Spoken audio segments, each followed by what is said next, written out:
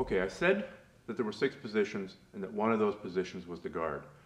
I found it useful to divide the guard into 3 categories, or 3 variations. Closed guard, open guard, and half guard. What I deal with right now is the closed guard. In the closed guard,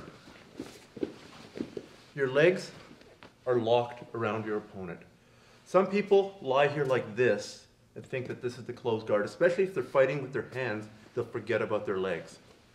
For the most part, your legs are going to be locked around your opponent. If you can, or they can still be locked, if I start climbing my legs up over one of Don's shoulders, here, this would still be a variation of the closed guard. You're going to take different grips to control your opponent. Really, you shouldn't be back here, because he can be doing things with his arms. You want to disturb his posture, you want to break him down. A classic way to control him is to grab the sleeve with one hand and to go deep in the collar with the other. Here, I can pull him down.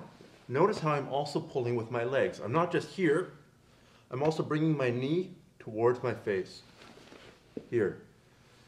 This would be one classic posture.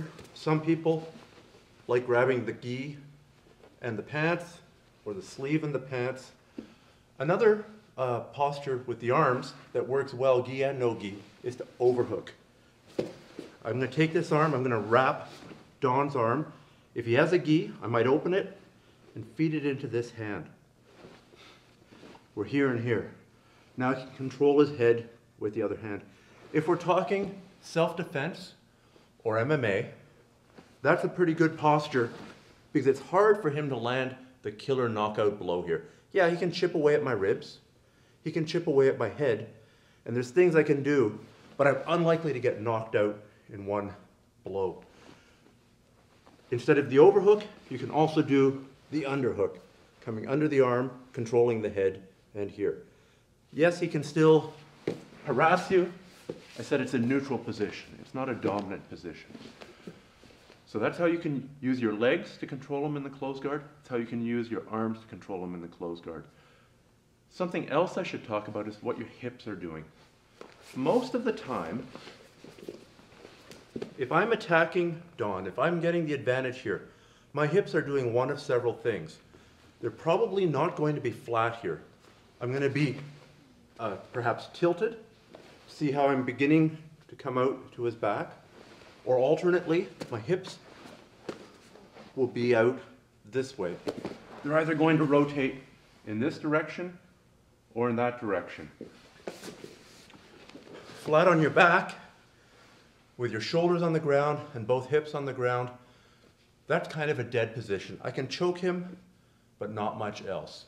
So if I really want to start mounting an offense, there, or here, out to the side. One important move in closed guard, and it's still closed guard even though your legs are opening, is to move your foot onto your opponent's hip, and typically you're going to turn and clamp down here. I'm putting the foot on the hip in order to create that angle that we talked about, to move my hips in a circle. And I don't just want them to stand up, so I'm going to do this to stay closed. Yes, technically my ankles aren't crossed, but that movement of foot on the hip and turning 90 degrees is such an important part of almost every closed guard attack that I thought we'd include it today in this part.